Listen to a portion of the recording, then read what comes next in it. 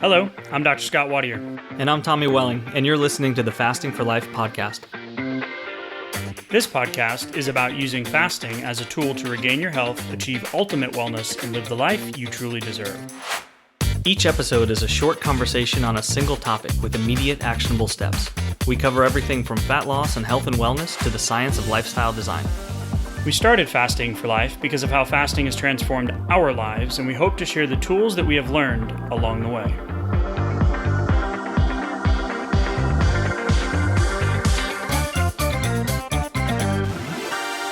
Hey everyone, welcome to the Fasting for Life podcast. My name is Dr. Scott Wadier, and I am here with my good friend and colleague, Tommy Welling. How are you this evening, sir? Hey, I'm doing great, Scott. How's it going? Awesome, man. I cannot believe we are on episode 6. It is flying by. I know, it's crazy. As we keep going through the content, keep going through, what we want to talk about and the reaction and the feedback we're getting. Just like last week, we talked about Upton Sinclair and his works from 1911 and how fasting is timeless. And it's just crazy how fast time is going. Yeah, absolutely. Getting a lot of good feedback. A lot of people just really relating to some of the stories that we're talking about. People at different offices I'm a part of just saying how it's kind of getting them going, getting past the initial hurdles.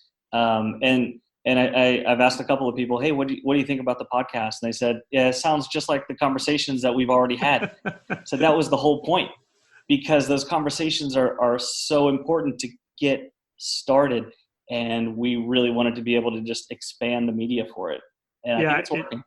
It's so true, man. I mean, just with, us, over the last few months leading up to when I started fasting, if you would have told me what you did on Father's Day and say, just stop eating, I would have been like, no. But it was the months leading up to it where the conversations were kind of building and the understanding and the trust and all that. So yeah, it's that comfort level, the comfort level. And these conversations can just work wonders for that. It's so cool.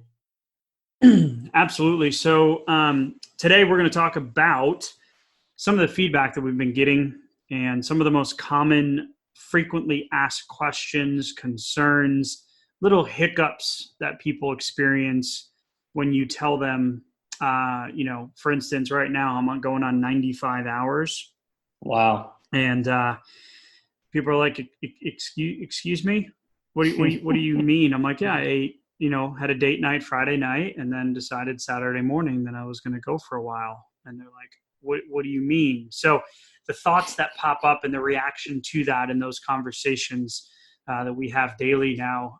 What are the most common, things that we hear, frequently asked questions and things like that? So we're just going to jump right in.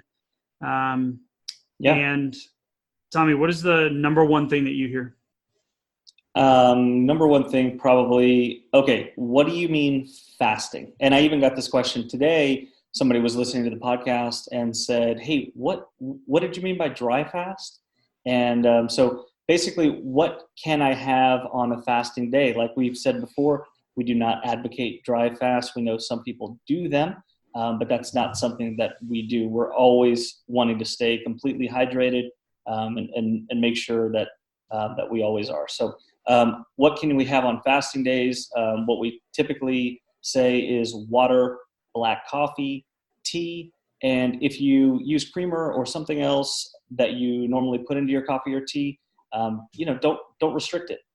Keep your sanity and keep your enjoyment of that, especially if that's one of the few things you're going to have during the day. You're going to be, pretty much calorie free. And that's a huge point, when you first told that to me, because I've done, Whole30s and challenges and, super low carb and, strict keto and all these different things in the past, which all did not work long term because of the restriction. When you were like, yeah, if you use coconut milk creamer, just keep it. And I'm like, really? You're like, yeah. I'm like, okay, well, how does that work? And it doesn't cause you to derail the process. I mean, if you're going to be putting, a cup of creamer and a couple spoonfuls of sugar or something, yeah, that's different. But if you put a splash of creamer in it just, you enjoy it. You can work towards going to straight black coffee. And some people that are in the fasting world that teach this stuff might not agree with that, but that's what's worked well for us. And it's definitely sustainable. So now most days I don't even use it, but yeah, I mean, good starting point. Yeah, black coffee started to taste better and better. I mean, as you kind of get used to less sugar coming in and less things just throughout the day, even a little bit more or a little creamer or a little milk in your coffee, you're going to taste it more because you're not tasting other things all throughout the day. So you'll be surprised how your taste buds kind of adjust. You get much more sensitive to salt and sugar and everything else. For sure, 100%. I didn't believe it at first. I'll just throw that in there, but you were right. The second thing, which is I hear it all the time when I see patients and have these conversations, it's I don't think I could ever do that because I would get way too hungry. How can I do that? What can I do? Like, I'm just going to be hungry all day. Yeah. And that's coming from just assuming that if I'm hungry at 4 hours between a meal, or I'm really hungry 6 or 7 hours between a meal, then I'll be twice as hungry at 12 or 14 hours. And I'll be 3 times as hungry if I fasted for 24 hours. And I just can't see myself living through those hunger pangs. And just, I get, I'm not myself when I'm hungry. I get hangry, all those kind of things. But we only get hungry up to a certain point, and we're used to all of the cues around eating. So when we're driving past our favorite restaurant or we're on our way home, if there's somewhere that we normally stop to pick up food, whenever the time strikes, whether it's noon or 7 p.m. or whatever your normal meal times are, those are going to create psychological cues, at least at first, but it doesn't take very long to decondition those for those to have less of an impact. Yeah. It just, once you do it a few times, you start to realize that, wow, I'm only eating because this is habit. Or I'm only eating because I'm in the car and this is typically on the way to pick up the kids and this is when I snack on something. It really, give it 30 minutes is my rule. Give it 30 minutes, drink some water, done. And it goes away. It absolutely goes away. So really there's no workaround for that one. I mean, yes, there's things like cinnamon and green tea that have short-term effects on blood sugar and metabolism, but we're trying to keep this as simple as possible. So drink some water and give it some time because it's not really hunger. Your body has plenty of fuel and it's typically around the midsection. Right? Mm-hmm. Yeah, that visceral fat. Yeah. What was the next one you want to go over? So energy levels. A lot of people will say, I feel like I'm going to get tired if, they're thinking about their time between the meals. I get tired. If I went for an entire day, I'd just be exhausted. I would collapse. They think because they've never gone more than a meal or two without eating. And people try to complicate it too, So I have a good friend, colleague, best man at my wedding. He, when I told him what I was doing, he's like, oh man, I can't do that. I see patients all day from like 5 a.m. to 7 p.m. on Wednesdays. And I'm like, okay, first of all, don't pick Wednesday then, if that's a concern. And secondly, no, you'll be fine. So I just tried to explain it to him. The whole fatigue thing, really, if you look at the research, the basal metabolism, or what your body burns as a baseline, does not decrease with fasting. It actually does the opposite.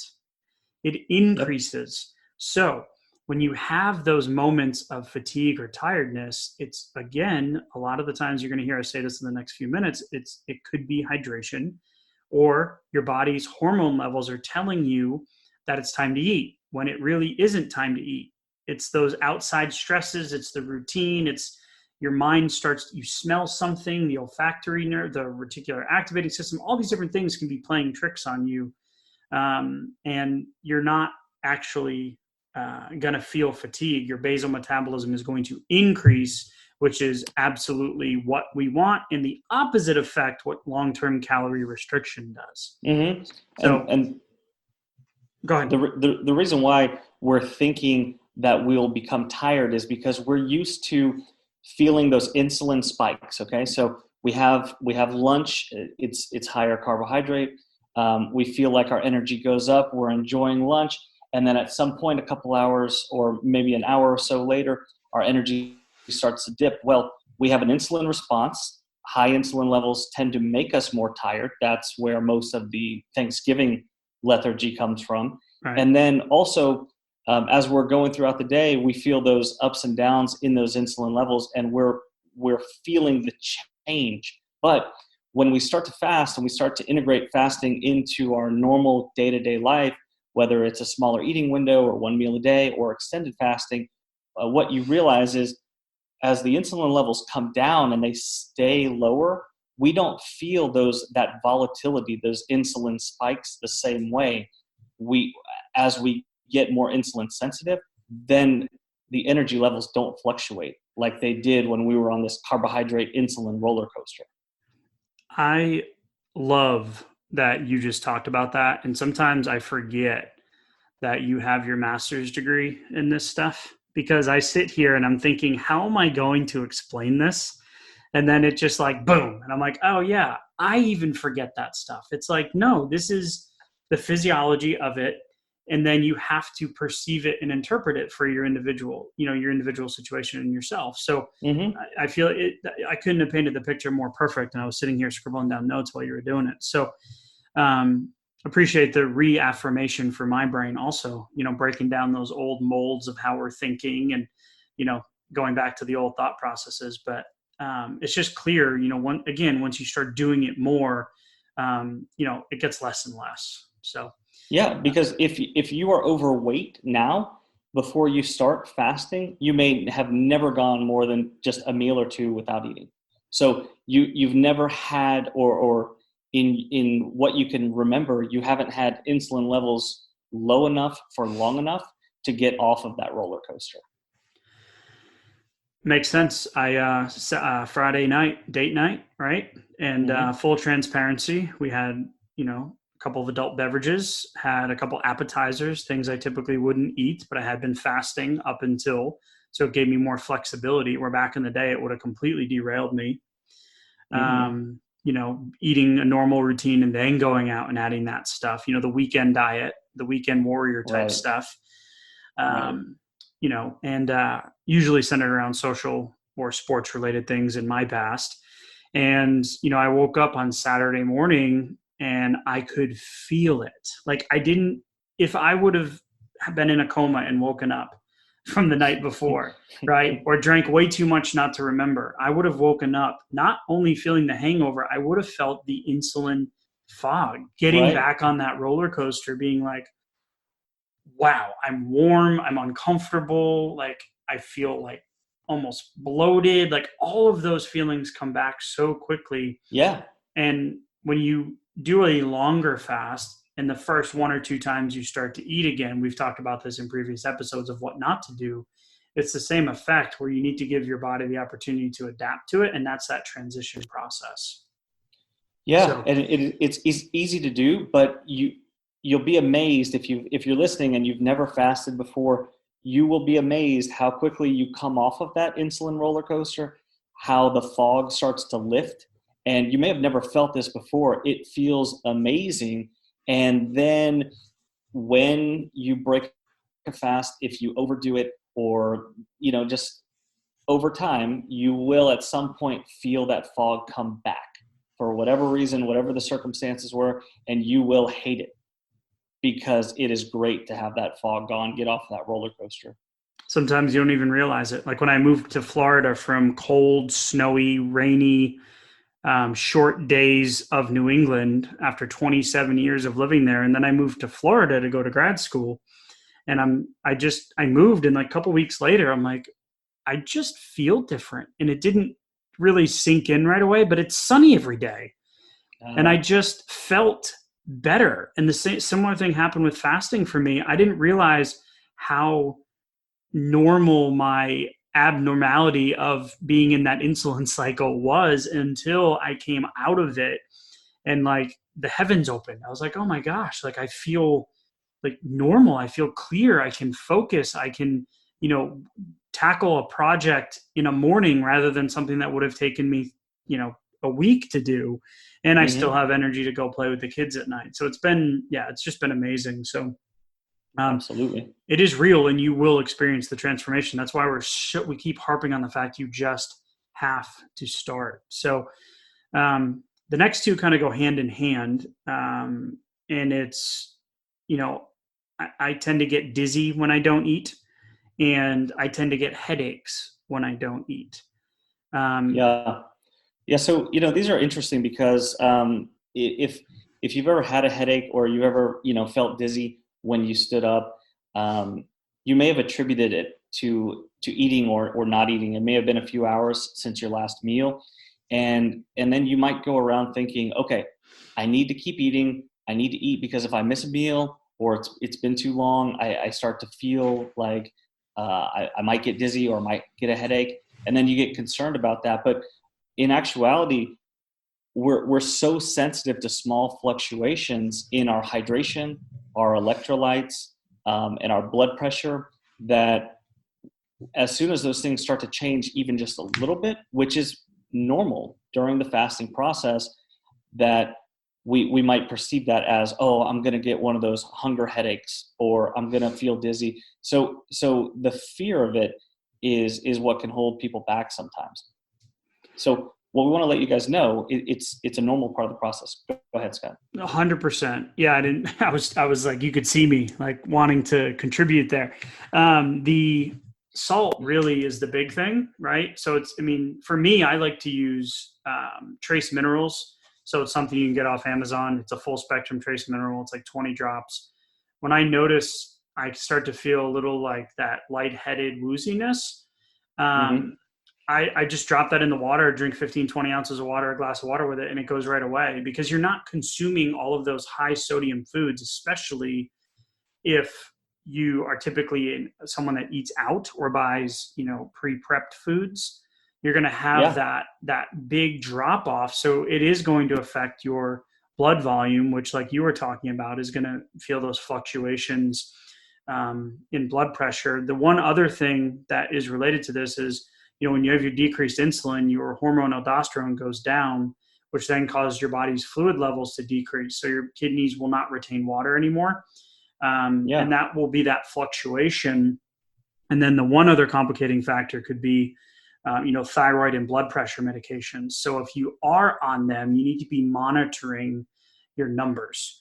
So same thing with if you have diabetes and you're fasting and you're on medication, you need to be monitoring your numbers consistently and make sure that you discuss this with your primary care physician.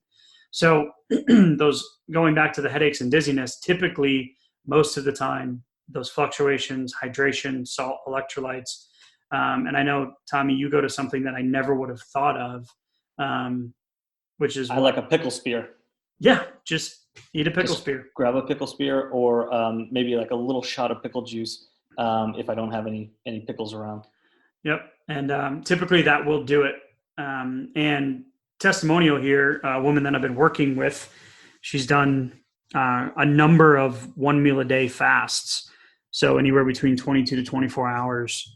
She limits herself to that 1 hour window most days, and sometimes a 2 hour window. And she was finally able to break through the headache window. Wow. And it's because I believe, and I haven't followed up with her on this, but I believe, once you start losing weight and your hormones start balancing and all of the other benefits of fasting, that things will start to function more normally. So if you're on meds, you need to have the dosages changed. So if you're on a certain level of medication and now you weigh 60 pounds less, well, your body's now 60 pounds less. That'd be like giving an adult aspirin to a child, so Sure. Definitely some things to keep in consideration. But the majority of the time, if you feel a little woozy, get a headache coming, hydration, electrolytes, sea salt, pickle spear, and typically, that'll turn right around for you. If you ever do feel, like it's not getting better, then just, eat something, have a little juice. But we don't hear that very often at all. yeah, if you're feeling terrible, get off the fast, especially Yeah. if this is your first one, or Yeah. you have a lot of weight to lose, or you feel you have a lot of symptoms that you're dealing with and things like that. Get off the fast, and then you'll you'll normalize and get back on when you're ready. So The last one that I wanted to talk about, which I don't get much anymore, other than after date night last Friday, was heartburn. hmm When you start fasting, things start to balance out, and your body doesn't have the same amount of food supply in your GI tract that it used to. And some people will say, yeah, I get some bad heartburn. So my go-to, I'm not sure what yours is, Tommy. I don't think we've ever talked about this, but mine is the digestive enzymes. So a super digestive enzyme. So hmm it's papaya, bromelain, all those natural digestive enzymes. And then a couple of times when I've been traveling, I've popped a couple of Tums. hmm But the more you do it, you got to give yourself a period here to get acclimated. So for me, heartburn was Sure. really bad in the beginning, but now, I can't remember the last time I had it other than this past Friday where, we ate some things that I typically don't eat. So a couple notes there would be give yourself 30 days to get acclimated to all of this. Just like if you go to the gym, you need to give yourself time. You can't get off the couch and go run a marathon. You got to build up to it. So give yourself like 30 days to get acclimated, work through some of these things, figure out what works for you, what doesn't work for you. And Yeah. then food choices. You got to make better food choices when you start doing this because you will feel the difference. You will, and you'll want to make those better food choices. And it'll be so much easier too, because fasting naturally starts to break those connections that we have with food, or a lot of us do. The whole reason why you may find yourself wanting to fast, because you have some extra weight to lose, you have other symptoms, you're pre-diabetic or diabetic, you have other things going on. Well, that means over time you've probably developed some habits with food, some connections, some associations that will naturally start to break. You will feel less dependent when you realize you can make the choice about the timing and the frequency of your meals that you never had before. So to answer your question too about the heartburn, yeah, I was a big heartburn guy before, but probably my favorite food was pizza. So that's known as one of the big heartburn causers anyway. Tomato And sauce, yeah, processed oh carbs, cheese, yeah, dairy. Yep, you got it. uh, basically carbohydrates just sit on my stomach and they just burn a hole anyway. That's what it feels like. And so I was pretty used to doing a couple Tums, pretty much once a day. I would do that, not every day, but a lot of times.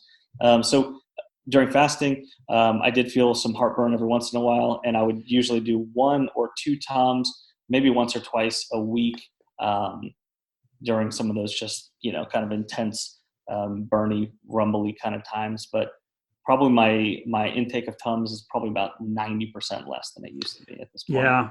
I mean, It's I don't pretty rare even, now. yeah, it's amazing how quickly it changes too. I can't ever remember. And that's one thing that'll kind of tie up the FAQs here, is, make sure you're drinking a lot of water. So when I started this process, I was almost 250 pounds. So I need to be drinking, like a gallon a day. Um, and there was Mhm. the mass exodus of water from my body the first few times I fasted. That diuresis takes place and it just flushes Mhm. everything out. And that goes back to decreased insulin and aldosterone and allowing your kidneys not to retain water and decrease salt and all that. So really you need to focus on hydration. So simple equation that I've always used is half your body weight in ounces. So if you weigh 200 pounds, try to drink 100. If you're just starting fasting, I would actually try to drink a little bit more and drink it more in the morning because that is Mhm. when your body is burning, your growth hormone is elevated. Yeah.